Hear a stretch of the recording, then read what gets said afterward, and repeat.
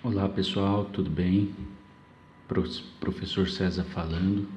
Estamos aqui para mais uma aula de ensino remoto de emergência. Bom, o tema da aula de hoje é externalismo versus internalismo. E para discutir essa questão, o nosso referencial teórico é o texto do Roberto Martins, que ficou para casa, ok? Então é assim, eu não vou ficar detalhando muito o texto para vocês, mesmo porque vocês já leram. O texto é um texto tranquilo de ler, simples, gostoso, né? A ideia aqui é trazer alguns breves comentários sobre o texto e pensar um pouco nessa questão do olhar externalista versus o olhar internalista. Muito bem. Então, antes da gente comentar brevemente o texto, vamos fazer um mapa do tempo aqui, né? Lá atrás, quando surge a ciência moderna, surge também a história da ciência. Nós já vimos isso em outro, acho que no primeiro seminário, onde nós lemos um livro que fala a respeito do surgimento da história da ciência, né? E a autora mostra para a gente muito claramente que a história da ciência surgiu junto com a ciência moderna. Muito bem. E aí, essa relação se dá de muitas maneiras no decorrer dos séculos. Quando chega aqui no início do século XX,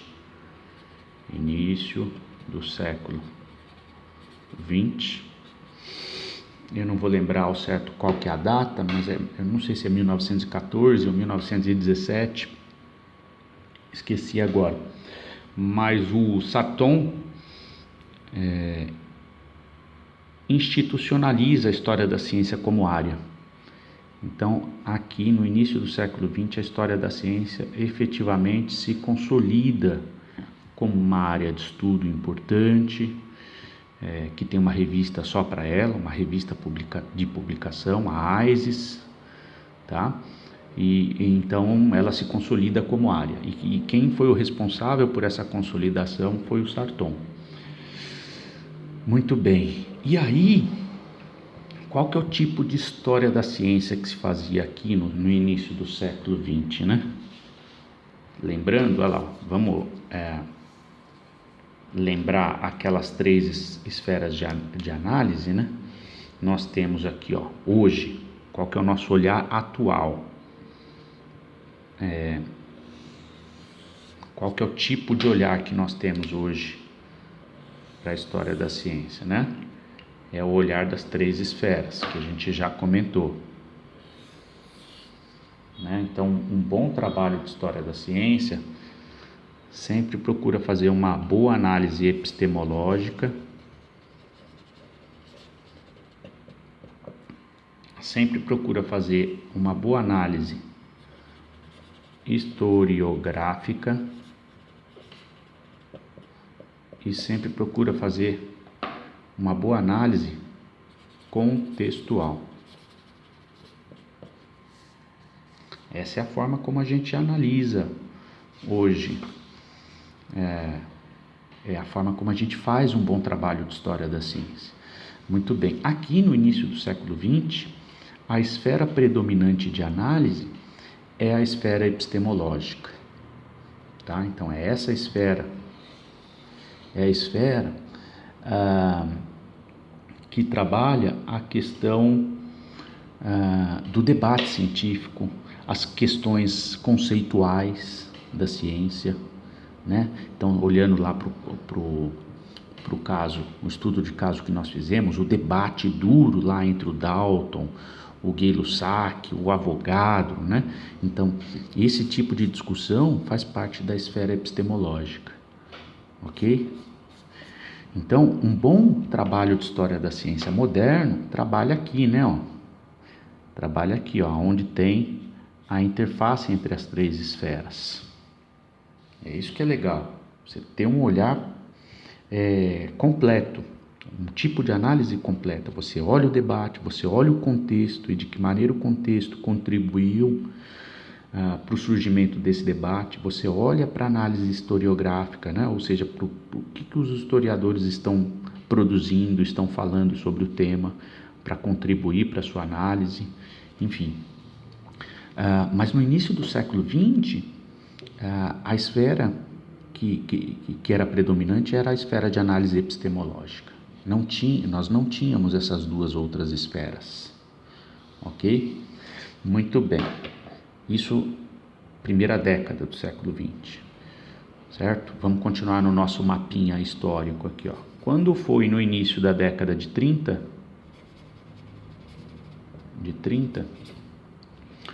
um camarada chamado Boris Hessen produziu um trabalho cujo título era As Raízes Socioeconômicas dos Principia de Newton, né? O Principia é o livro mais famoso do Newton. E olha só o título é As Raízes Socioeconômicas dos Principia de Newton, né? Então é muito legal esse artigo, é um grande clássico da história da ciência, que foi produzido aqui na década de 30 e que abre uma nova possibilidade de análise contextual, né? É muito interessante esse artigo e eu gostaria de ter lido ele com vocês. Não deu, porque por conta do ensino remoto. No ensino tradicional a gente iria ler, fazia parte do último seminário, né, onde o nosso Boris Hessen ele faz uma análise marxista sobre esse processo histórico, né? É muito interessante esse texto. Eu gostaria de ter discutido ele com vocês, mas não foi possível. O nosso curso ele é muito enxuto, ele precisa ser condensado e eu sei que a carga de leitura ela não está fácil, né? Então o tio resolveu suprimir esse texto da listinha de vocês. Deixei de lado, mesmo porque ele tem 60 páginas, tá? Mas é um texto que vale a pena dar uma lida, que eu faço questão de trabalhar ele quando o ensino é presencial, por conta da importância que ele teve, né? Por que ele foi importante? Porque ele abriu uma nova possibilidade de análise. Ele mostrou para a gente, né? Ele mostrou o quanto que o contexto influencia o trabalho de um cientista. E ele fez isso simplesmente com Newton, né? As raízes socioeconômicas do trabalho de Newton. Olha só que legal, né? Ele mostra, contando um pouquinho do texto, né? Ele mostra ponto a ponto. Olha, cada tópico do trabalho do Newton, ele mostra que era uma necessidade, uma demanda de sua época, né? É muito legal. Então ele mostra para a gente, com esse trabalho, o quanto que a sociedade influencia e é influenciado pela ciência, ou o tipo de ciência que se faz, né? É muito legal entender isso, gente. Então, o que acontece? Na década de 30, essa nova possibilidade de análise foi aberta, foi inaugurada, e esse tipo de análise foi se desenvolvendo até a década de 60 e 70, quando houve o surgimento dos trabalhos de Kuhn, né? Onde ele de alguma maneira, ele também fomenta esse tipo de olhar, né? O olhar contextual. Tudo bem? E os trabalhos de Kuhn, como todos já sabem, são muito famosos. E de lá para cá, da década de 60 e 70, e aqui já entrando um pouco no artigo do Roberto Martins, né? ele meio que inaugurou uma modinha de análise, né? Uma modinha. Passou-se a fazer história da ciência com um olhar muito focado para a esfera contextual, né? Olhar essa questão da sociedade, de que maneira que a sociedade influencia o modo de se fazer ciência, tá? E aí o Roberto Martins, nós chegamos no outro extremo, né? Se antes a gente só fazia uma abordagem epistemológica, ou seja, internalista, tá? Olhava só para dentro da própria ciência, só olhava para os aspectos internos da própria ciência. Quando nós chegamos na década de 60 e 70 e 80, passou-se a dar muito mais ênfase para esse tipo de olhar e nós passamos a deixar um pouco essa análise epistemológica de lado. O Roberto Martins, ele conta um pouco disso para a gente, né? E aí o cume disso, né, dessa modinha,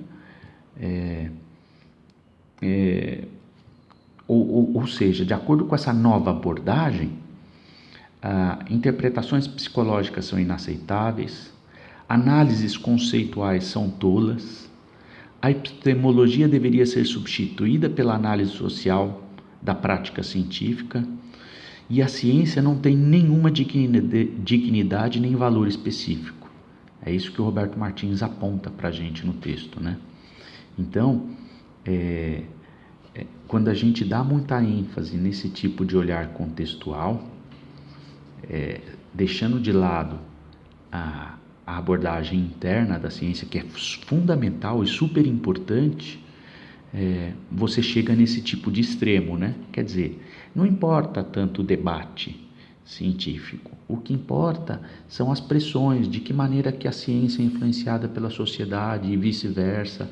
É esse tipo de tensão entre uma coisa e outra que é importante analisar, né? E o Roberto Martins, ele vem fazer uma crítica a isso, né? Ele vem mostrar para a gente que o ideal é ter uma visão mais equilibrada, né? Então ele cita lá, né? Tendo apresentado minha opinião, eis agora minha profecia sobre o futuro da sociologia da ciência. A atual abordagem sociológica se tornará cada vez mais isolada de outras abordagens da história da ciência e de outros campos da metaciência. Abordagens conceituais, metodológica e filosófica da história da ciência se tornarão mais fortes por causa de sua relevância para a educação científica. Em um futuro próximo, a maioria dos sociólogos da ciência aceitará a coexistência de diferentes abordagens metacientíficas válidas, né?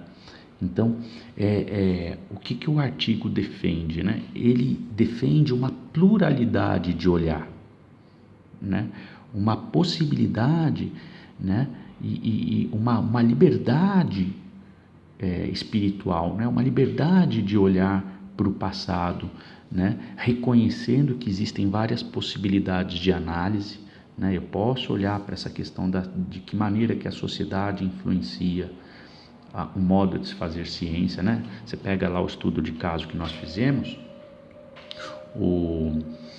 foi um tipo de amizade que o Dalton tinha com o senhor, que era dono de empresa na época, né? Permitiu ele realizar determinados experimentos num determinado contexto, que permitiu ele pensar no peso de um átomo, né? Então foi todo um contexto que permitiu o surgimento das ideias atômicas. Agora, isso não interfere na análise epistemológica, né? No debate duro do Dalton com Gay-Lussac. Ok, o contexto propiciou, favoreceu o surgimento de determinadas ideias, mas essas ideias foram se desenvolvendo e houve um debate acadêmico, por meio até de, né, um ficou dando alfinetada no outro, por meio de artigos e por meio de livros, certo? Então, é interessante trazer para o leitor essas possibilidades, esses diferentes olhares. Isso enriquece a análise. É isso que é fundamental a gente entender e é isso que o artigo traz para a gente, né? O artigo, de alguma maneira, ele defende essa pluralidade de olhares, certo? O tema do artigo era que tipo de história da ciência, deixa eu ver aqui, que tipo de história da ciência esperamos ter nas próximas décadas, né? E nesse artigo o Roberto Martins está discutindo um pouco isso, né? Essa modinha de análise contextual, ela não veio para ficar, né? O que é legal é essa pluralidade de olhares. Tá claro isso, gente? Todo mundo entendeu? Então, aqui nós tínhamos predominantemente uma esfera verde de análise, uma esfera epistemológica, onde o debate científico era fundamental. Na década de 30, essa esfera de ciência e sociedade, essa esfera que leva em conta o contexto, ela foi inaugurada, certo? Ela foi inaugurada e ela foi ganhando força no decorrer do século XX, tá? Ela foi ganhando muita força. E o que o Roberto falou aqui pra gente nos anos 2000, que é a data da publicação do artigo? Ele falou pra gente o seguinte, olha, essa esfera azulzinha, ela cresceu demais e ela tá meio que apagando a esfera verdinha, né? E ele fala, olha gente, isso daí empobreceu o debate. Essa é a crítica dele. Você está enriquecendo, né? Você está empobrecendo o debate porque você está dando ênfase só a uma maneira de olhar para o passado. E o legal é você ter muitas possibilidades, tá? Muito bem, gente. Acho que ficou claro aqui essa questão do externalismo versus internalismo no decorrer aí do século XX, né? Todo mundo conseguiu entender o surgimento dessas esferas? Muito bem. O que a gente vai deixar agora para a próxima semana? Eu vou deixar um texto que traz alguns aspectos da história da química. Então é bem legal, né? Utilizar a história da ciência para estudar a história da química, tá? E esse texto ele é muito curioso e muito interessante porque ele mostra para a gente como é que foi difícil construir um conceito aparentemente tão simples como o conceito da conservação da massa, tá? Então é muito legal vocês perceberem que estudar história da ciência ou estudar a história da química é uma maneira de aprender um pouco mais sobre química, tá? Então eu aprendo muito sobre química quando eu estudo textos de história da química. E é isso que eu estou deixando para essa semana pra gente. Beleza? Então essa semana é light, tem só esse videozinho simples, né? Ó, o tio agora vai tirando o pé devagar, porque eu sei que vocês estão cansados, né? Estamos chegando no fim do semestre. Então vai ficar só um textinho de 12 páginas para casa, para vocês poderem fazer o fichamento, textinho de história da química, e tem só esse vídeo aí de 18 minutinhos, beleza? Bom, gente, eu vou ficando por aqui e até a nossa próxima atividade. Beijo, beijo.